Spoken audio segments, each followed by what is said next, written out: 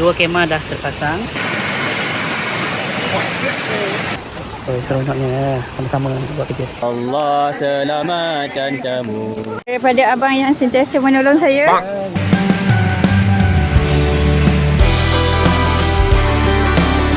Untuk merancang, Allah adalah yang sebaik perancang. Dan serik untuk bersama kami lagi.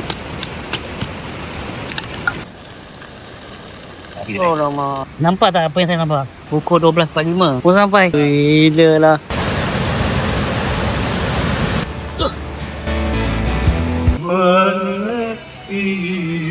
Ni masak. Ayah ni kan.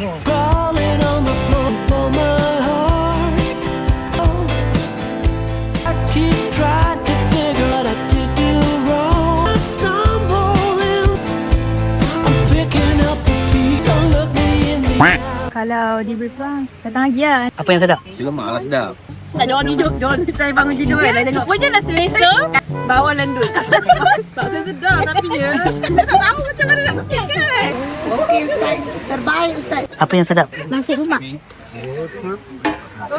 Sedap tu dalam. Macam mana pengalaman? Bye. Ni kemah Ustaz Awi.